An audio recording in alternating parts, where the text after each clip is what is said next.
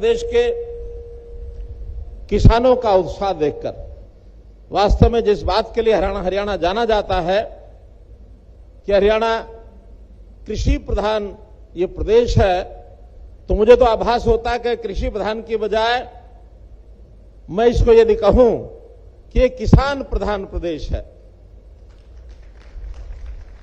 क्योंकि किसान हमारा कृषि का काम तो करता ही है, लेकिन अब धीरे धीरे ऐसा ध्यान में आने लगा है कि हमारा किसान बहुत से क्षेत्रों में आगे बढ़ गया है। आज तो बहुत से मंडियों में आड़त की दुकान भी किसानों की हो गई है। किसान परिवारों के बच्चे हमारे फौज में जवान में जाते हैं तो वो भी किसान परिवारों के बच्चे हैं। हमारे किसान परिवारों के बच्चे पहलवानी जो करते हैं, देश और दुनिया में हरियाणा का नाम जो कमाते हैं। अभी एशियाड जो खेल हुए चाइना के अंदर, उसके अंदर भी बड़ी संख्या में जो देश भर के मेडल आए, उसमें 30% मेडल हरियाणा के हैं मित्रों। तो हरियाणा का किसान देश और दुनिया में छाया हुआ है। बड़े बड़े व्यापारी भी बन गए हैं, बड़े बड़े उद्योगपति भी बन गए हैं। इन किसानों की प्रगति निश्चित रूप से हरियाणा की प्रगति का एक हिस्सा है। हरियाणा आगे बढ़ रहा है तो इन किसानों के बलबूते पर बढ़ रहा है। मित्रों, भाइयों बहनों, हमने अभी जो प्रदर्शनी देखी है, इस प्रदर्शनी में जिस प्रकार के किसानों के हित में काम करने वाले कितने ही प्रकल्प मैंने देखे हैं। किसानों के काम का मशीनीकरण, यानी आज हाथ से काम नहीं करना पड़ता है, हर काम के लिए मशीन उपलब्ध है।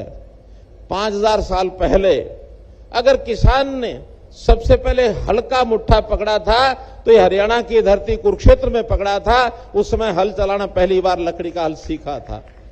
लेकिन आज उस मशीनीकरण के माध्यम से किसान बिजाई भी अपना करता है, किसान कटाई भी करता है, किसान अपने अनाज की कढ़ाई भी करता है। हर प्रकार का मशीनीकरण, आधुनिकता और इसी प्रकार से विज्ञान की नई नई रिसर्च, जिस प्रकार का यहां हमने सारा देखा है, यानी जो फसलें कभी हरियाणा में हमने सुनी नहीं थी, देखी नहीं थी, उनका भी इस रिसर्च करके बीज का उत्पादन यहां किया जा रहा है। हमारे यूनिवर्सिटी के लोग, वैज्ञानिक लगे हैं उसमें। मैं इसका बहुत बड़ा श्रेय हमारा हरियाणा कृषि विश्वविद्यालय, इसको भी देता हूं, उनके वैज्ञानिकों को देता हूं। नई नई किस्म के बीज हैं और उसका जो उसकी मात्रा है पर्याप्त आगे बढ़ रही है।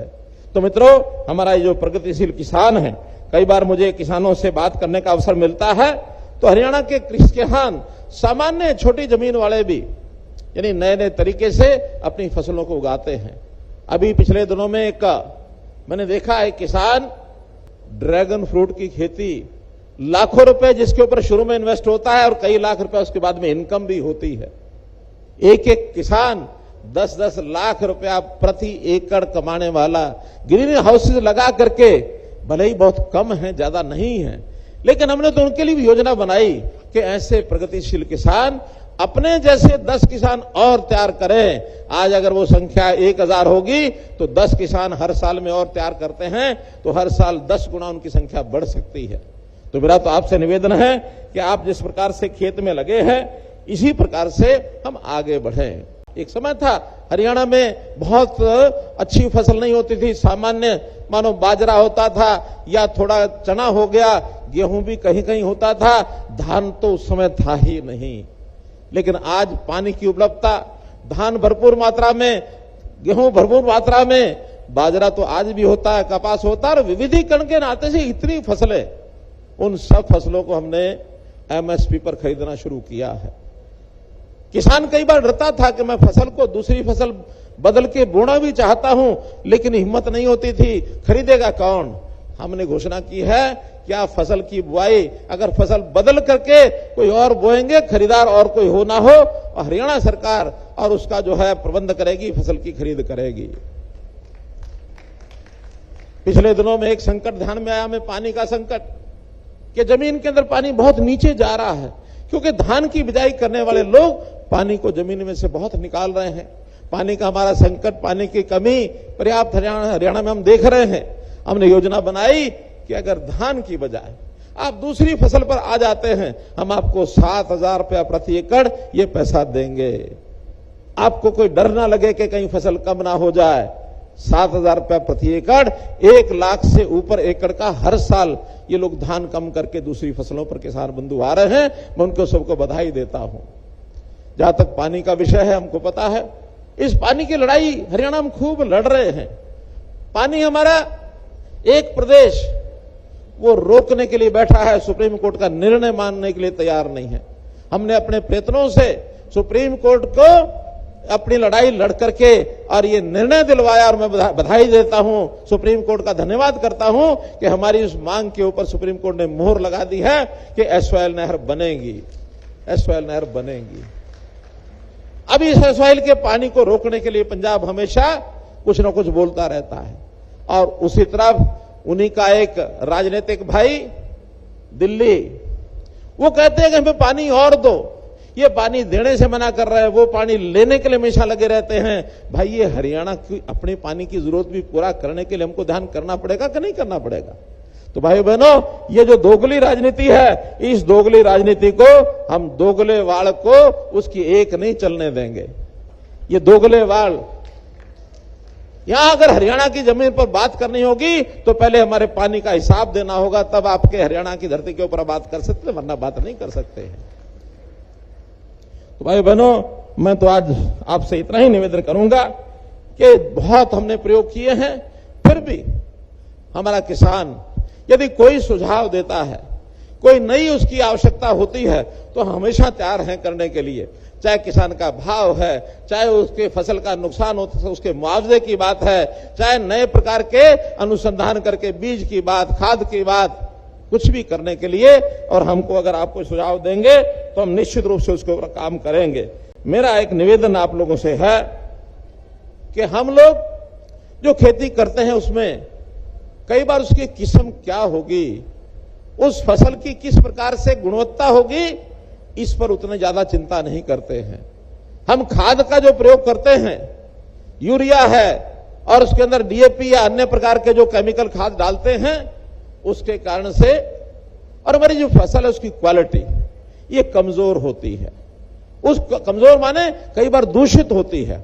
वो ऐसा अनाज मात्रा बढ़ जाती है, हम उसको अपनी आमदन का हिस्सा तो बनाते हैं, लेकिन कभी ये लगता है कि ये दूषित खाद कई बार जहर भी पैदा होता है, क्योंकि केमिकल जितने ज्यादा डालेंगे उतना इस खाद उस यानी अनाज से उपयोग करने वाला उसको बीमारी होने का भी डर रहता है। तो इसमें मेरा निवेदन है कि हम लोगों को अपनी मिट्टी और पानी इसकी जांच जरूर करानी चाहिए कि क्या उस जांच के बाद हमारी फसल में किस प्रकार का क्वालिटी की फसल होगी, और जांच के हिसाब से जैसा वैज्ञानिक बताएंगे या जैसे उसके पैरामीटर जांच के बाद मिलेंगे, उसके हिसाब से हमको वैसा ही फसल, वैसा ही बीज, वैसी किस्म बुआई करनी चाहिए। और जहां तक संभव हो सके हमको धीरे धीरे प्राकृतिक खेती की ओर बढ़ना चाहिए।